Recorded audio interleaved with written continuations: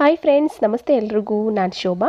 ಸ್ವಾಗತ ನನ್ನ ಚಾನಲ್ಗೆ. ಇವತ್ತಿನ ರೆಸಿಪಿ ಬಂದು ಜೀನಿ ಅಂತ ಅಂದರೆ ಸಾಮಾನ್ಯವಾಗಿ ಗೊತ್ತಿರುತ್ತೆ ಕೆಲವ್ರಿಗೆ ಗೊತ್ತಿಲ್ಲ. ಯಾಕೆಂದರೆ ಅದು ಇತ್ತೀಚೆಗೆ ಬಂದಿರುವಂತಹ ಒಂದು ಫುಡ್. ಇದು ಗೊತ್ತಿಲ್ಲದೆ ಇದ್ದವ್ರಿಗೆ ಇದು ಹೇಗೆ ಮಾಡೋದು ಅಂತ ತೋರಿಸ್ತಾ ಇದ್ದೀನಿ. ಬನ್ನಿ ಹೇಗೆ ಮಾಡೋದು ಅಂತ ನೋಡೋಣ.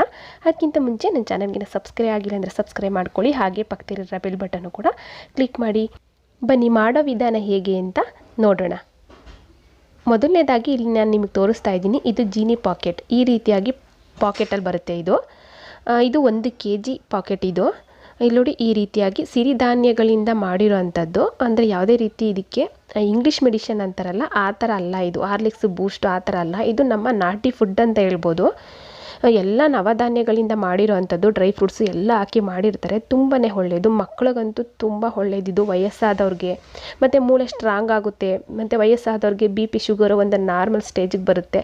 ತುಂಬಾ ಒಳ್ಳೆಯದು ಅಂತ ಹೇಳ್ಬೋದು. ಇದ್ರ ಬಗ್ಗೆ ಎಕ್ಸ್ಪ್ಲೇನ್ ಮಾಡೋದಕ್ಕೆ ನನಗೂ ಕೂಡ ಅಷ್ಟು ಗೊತ್ತಿಲ್ಲ. ನನ್ನ ತಿಳಿದ ಮಟ್ಟಿಗೆ ನಾನು ಹೇಳ್ತಾ ಇದ್ದೀನಿ ಅಷ್ಟೇ.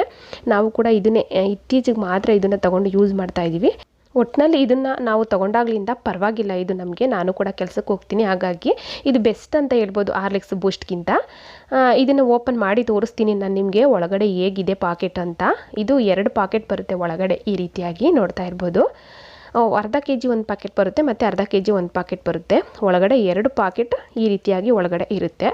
ನಾನು ಆಚೆ ತೆಗೆದು ತೋರಿಸ್ತೀನಿ ನಿಮಗೆ ಒಳಗಡೆ ಹೇಗಿದೆ ಅಂತ. ನೋಡ್ತಾ ಇರ್ಬೋದು. ಅರ್ಧ kg ಒಂದು ಪಾಕೆಟ್ ಬರುತ್ತೆ ಮತ್ತು ಅರ್ಧ kg ಒಂದು ಪಾಕೆಟ್ ಬರುತ್ತೆ. 1 kgಗೆ 2 ಪಾಕೆಟು ಈ ರೀತಿಯಾಗಿ ಒಳಗಡೆ ಇರುತ್ತೆ.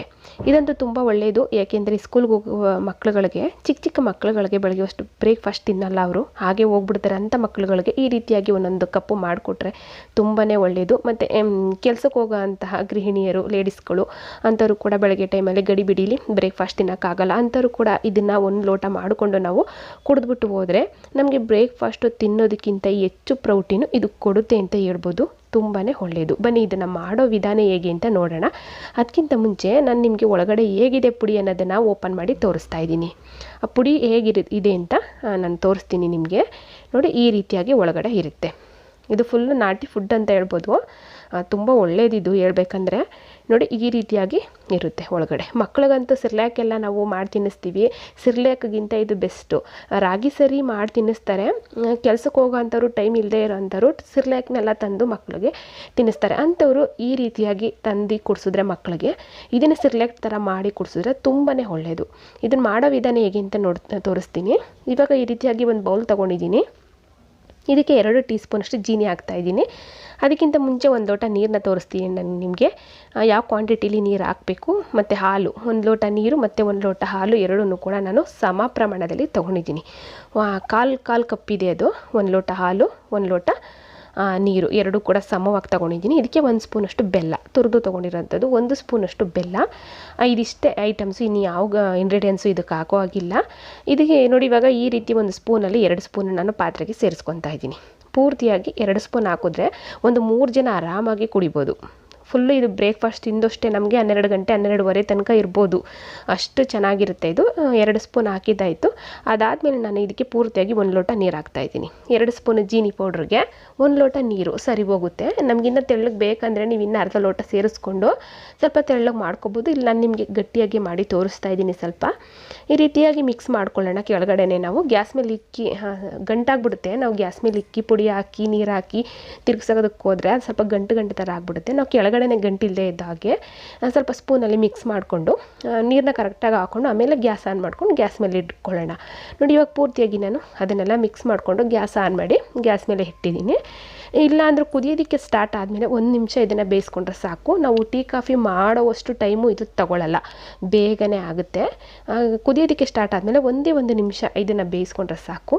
ಇದು ಧಾನ್ಯಗಳೆಲ್ಲ ಹಾಕಿ ಮಾಡಿರ್ತಾರಲ್ವ, ಡ್ರೈ ಫ್ರೂಟ್ಸ್ ಎಲ್ಲ ಸ್ವಲ್ಪ ಬೇಯಬೇಕು, ಇಲ್ಲಾಂದರೆ ಹಸಿ ಸ್ಮೆಲ್ ಇರುತ್ತೆ. ಹಾಗಾಗಿ 1 ನಿಮಿಷ ಇದನ್ನು ಗಂಜಿ ಟೈಪಿಗೆ ಬರುತ್ತೆ ಇದು, ಬೇಯಿಸ್ಕೊಳ್ಳೋಣ. ನೋಡಿ, ಇವಾಗ ಬೇಯೋದಕ್ಕೆ ಸ್ಟಾರ್ಟ್ ಆಗಿದೆ. 1 ನಿಮಿಷ ಆಲ್ರೆಡಿ ನಾನು ಬೇಯಿಸ್ಕೊಂಡಿದ್ದೀನಿ. ಈ ರೀತಿಯಾಗಿ ಬಂದಿದೆ ನೋಡಿ. ಈ ರೀತಿಯಾಗಿ ಗಂಜಿ ಟೈಪಲ್ಲಿ ಇದು ಬಂದಿದೆ. ಈ ರೀತಿಯಾಗಿ ಆಗಬೇಕು. ಇನ್ನೂ ತೆಳ್ಳಗೆ ಬೇಕಂದ್ರೂ ಮಾಡ್ಕೋಬೋದು. ಇನ್ನೂ ಒಂದು ಅರ್ಧ ಲೋಟ ನೀರು ಹಾಕೊಂಡ್ರೆ ಇನ್ನೂ ತೆಳ್ಳಗಾಗುತ್ತೆ. ಮಕ್ಕಳುಗಳಿಗೆ ನಾವು ಸಿರ್ಲ್ಯಾಕೆಲ್ಲ ತಿನ್ನಿಸ್ತೀವಲ್ವ, ಅಂಥ ಮಕ್ಕಳುಗಳಿಗೆ ಈ ರೀತಿಯಾಗಿ ಮಾಡಿ ಇದಕ್ಕೆ 1 ಸ್ಪೂನ್ ತುಪ್ಪ ಹಾಕಿ ಮಕ್ಕಳುಗಳಿಗೆ, ಸಣ್ಣ ಇರ್ತಾರೆ ಮಕ್ಕಳುಗಳು ತುಂಬ, ಅಂಥ ಮಕ್ಕಳುಗಳಿಗೆ ಮೂಳೆ ಸ್ಟ್ರಾಂಗ್ ಆಗುತ್ತೆ ಅಂತಲೇ ಹೇಳ್ಬೋದು ಇದು. ತುಂಬ ಒಳ್ಳೆಯದು. ಸಣ್ಣ ಸಣ್ಣ ಮಕ್ಕಳುಗಳಿಗೆ, ವೀಕ್ ಇರೋಂತಹ ಮಕ್ಕಳುಗಳಿಗೆ ಎಲ್ಲರಿಗೂ ಕೂಡ ತುಂಬ ಸ್ಟ್ರಾಂಗ್ ಇದು. ಮತ್ತು ವಯಸ್ಸಾದವ್ರಿಗೆ ಬಿ ಪಿ ಶುಗರು ಎಲ್ಲ ನಾರ್ಮಲ್ ಸ್ಟೇಜಿಗೆ ಬರುತ್ತಂತೆ. ನಮಗೂ ಕೂಡ ಬಿ ಪಿ ಶುಗರ್ ಇಲ್ಲ, ಹಾಗಾಗಿ ಹೇಳ್ತಾ ಇದ್ದೀನಿ. ಇವಾಗ ನೋಡಿ, ಇದು ಈ ಸ್ಟೇಜಿಗೆ ಬಂದಾದಮೇಲೆ ತುರಿದು ತೊಗೊಂಡಂತಹ ಬೆಲ್ಲ 1 ಟೀ ಸ್ಪೂನಷ್ಟು. ಬೆಲ್ಲ ಇಲ್ಲಾಂದರೆ ನೀವು ಸಕ್ಕರೆ ಬೇಕಾದರೂ ಹಾಕ್ಕೋಬೋದು. ಬೆಲ್ಲ ಹಾಕಿದ್ರೆ ಬೆಸ್ಟು. ಬೆಲ್ಲ ಹಾಕ್ಕೊಳ್ಳಿ 1 ಟೀ ಸ್ಪೂನಷ್ಟು. ಬೆಲ್ಲ ತುರಿದು ಹಾಕಿರೋದ್ರಿಂದ ಇದೇನು ಕರಗ ತನಕ ತಿರುಗಿಸ್ಕೊಳ್ಳೋದು ಬೇಡ. ಸ್ವಲ್ಪ ದಪ್ಪನೇ ನೀವು ಹಾಕ್ಬಿಟ್ರೆ ಬೆಲ್ಲನ ಬೇಗನೆ ಹಾಕ್ಬಿಡಿ, ಕರಗುತ್ತೆ. ನೋಡಿ, ಇವಾಗ 1 ಕಪ್ ಹಾಲು ಏನು ತೊಗೊಂಡಿದ್ದೀನಿ ನಾನು, ಅದನ್ನು ಪೂರ್ತಿಯಾಗಿ ಸೇರಿಸಿದ್ದೀನಿ. ಕೊನೆಯಲ್ಲಿ ಹಾಲನ್ನ ಹಾಕಿ ಗ್ಯಾಸ್ ಆಫ್ ಮಾಡಿದ್ರೆ ಮುಗೀತು. ಅಷ್ಟೇ ಲೋಟಕ್ಕೆ ಹಾಕ್ಕೊಂಡು ಕುಡಿಬೋದು ಆರಾಮಲ್ಲಿ. ಈ ರೀತಿಯಾಗಿ ಬರುತ್ತೆ ನೋಡಿ. ಈ ರೀತಿಯಾಗಿ ಗ್ಯಾಸ್ ಮೇಲೆ ಒಂದೇ ಒಂದು 10 ಸೆಕೆಂಡ್ ಈ ರೀತಿಯಾಗಿ ತಿರುಗಿಸ್ಕೊಂಡು ನಾವು ಗ್ಯಾಸ್ ಆಫ್ ಮಾಡಿಕೊಂಡ್ರೆ ಮುಗೀತು. ತುಂಬಾ ಒಳ್ಳೆಯದು, ಒಂದು ಹೆಲ್ತ್ ಫುಡ್ ಅಂತ ಹೇಳ್ಬೋದು. ಇವಾಗ ಇದು ಪೂರ್ತಿಯಾಗಿ ರೆಡಿ ಆಯಿತು. ನೋಡ್ತಾ ಇರ್ಬೋದು, ನಾನು ನಿಮಗೆ ಲೋಟಕ್ಕೆ ಹಾಕಿ ಸರ್ವ್ ಮಾಡಿ ತೋರಿಸ್ತಾ ಇದ್ದೀನಿ ಯಾವ ರೀತಿ ಆಗಿದೆ ಅಂತ.